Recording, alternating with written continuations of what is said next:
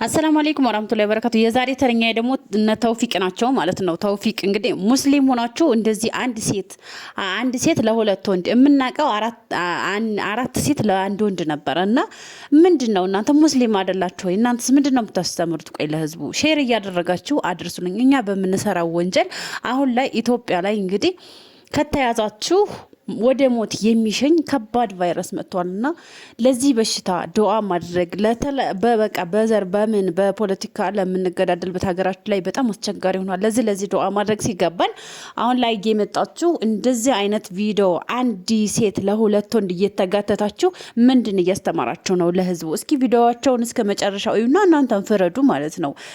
ቪዲዮውን ላይክ ሼር አድርጉልኝ። ይህን ቪዲዮም ለተውፊቅ አድርሱልኝ። እኔማ አረጋ ብዬ እያወራሁ ነው። አንተ ግን በሰዎች ላይ እየቀለድክ ነው ያለው፣ እየሳክ ነው ያለው። መጀመሪያ ራስህ ረጋ በልና ሰዎችን ለማዳመጥ ሞክር። ገባ አይደለ? ሰዎች ላይ ሙድ አትያዝ። አንደኛ አትጃጃል። ልብሷን ስጣት። አንተ አፍናትክ ዝም በል። አፍናትክ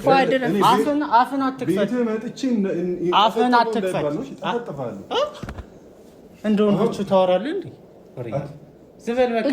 ዝም በል አንቺ ዝም በል። በመሀል አትግቢ በቃ። ተቀጣጣይ እኔ ያቀጣጣልኩ አይደለም። በስነ ስርዓት እሱም እያወራህ ነበር። የምን ልብስ ነው ያለሽ? ልብሴ ነው። የምን ልብስ? ሽጣው ነው። ልብስ ብቻ ነው ያለሽ ሶፊ? አንተማ ሶፋውን ብለሃል ነው ወሰደው። እኔ ሶፋ ችግር የለብንም አልሐምዱሊላህ። አይ እሱ ነው እንግዲህ። እኔ ልብሴንና ባጌን ጫማዬን ይሄስ ነው እቃዬን ነው ያልኩት። እኛ እንኳን ልንፈልግ የሰጠኝ ማስታወሻ እንደሰበርኩት ታውቃለህ። ከኔ ቤት ምንም አይነት ነገር የለም። ገባህ አይደለ?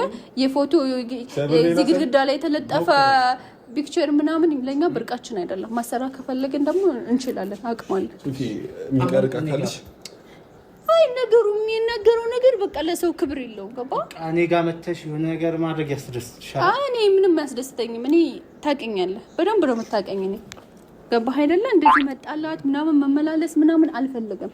የመጣሁትም መጀመሪያም በቃ በስነ ስርዓት አውርቼ እቃዬን ይዤ ለመሄድ ነው። አንተ እየሳምካት እኔ ጋር ነው የምታወራው። አለቀ። ኧረ እባክህ እስኪ ለወሬ የምትሆን ሰው ነው። እስኪ ሳማ አንድ ቁም ነገር የሌለ እስኪ ሳማ ይኸው በቃ ነው ወላሂ እኔ ጋር ነው። አንተ በግዴታ አታርግግም አትበል ሶፊ አንተ የግዴታ ፍቅር በግዴታ አይሆንም እንጂ በልክ ነው እንጂ ወይ ነው አለራሱ ወደ እናንተ ፍረዱለት።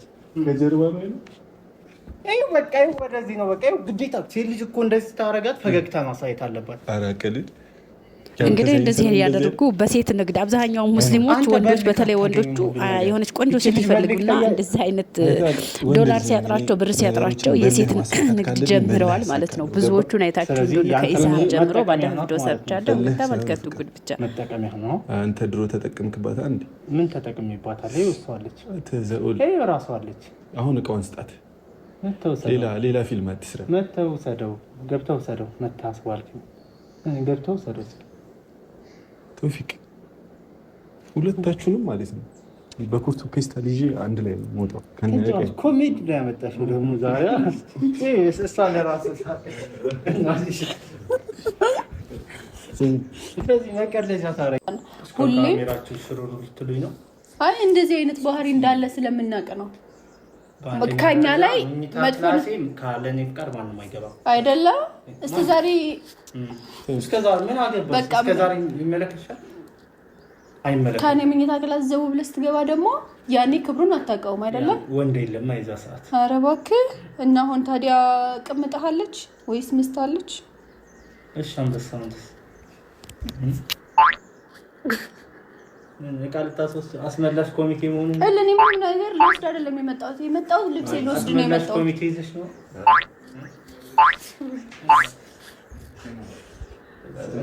የለመድከው ነገር አለ እንዴ? አውዝ ቢልሽ ታረች ስቃለው ሎዚ ይነካካል። ያበጣሽ አልተሻለ ጺም እንዲነካ አልተሻለ ነገር የለመደው ካለ እዛው እንትን ባስተርሽ አልተሻለ ነው ይፈልግ ሶፊያ ትጸል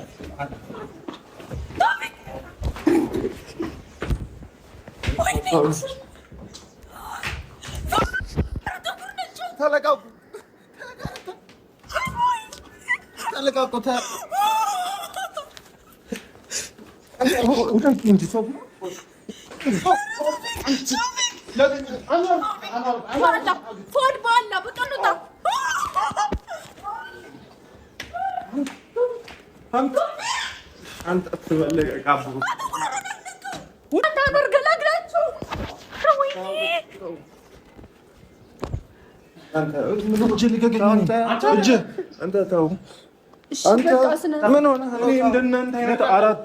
አራት አይደለም እኔ እየገለገልኩ ነው።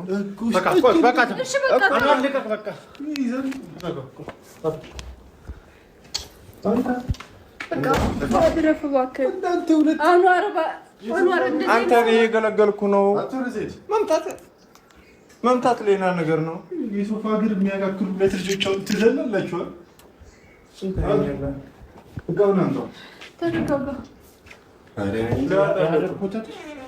ለዚህ አይደል አይደለም አለ ማት ልብስ ነው ያለ ለስጋ ቆምሳት እንገውጣልኝ። ይሄ ምንድነው? ይሄ ብቻ ነው እንዴ ያለው?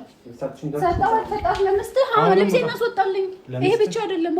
ያንቺን ብታቂ የምትፈልጊ ፍቅረኛ አረባከሽ እሱን ሂድ አውራት ለሷ የኔ ፍቅረኛ እንኳን ይሄ ለፍቅረኛ ማለት ነው። ለፍቅረኛ ያዘላት ይሄ አይደለም ልብሴ እንካ ሰውዬ። ይሄ ብቻ አይደለም ልብሴ ልብሴ ናሱ ማን ልብስ ማይፈልግም። በጣም ጽድት ያለ ኩሩ ሀበሻ ነው። ቆይ ልጅቱን ልትቃረጧት ነው እንዴ? ለሁለት ልትቃረጧት ነው?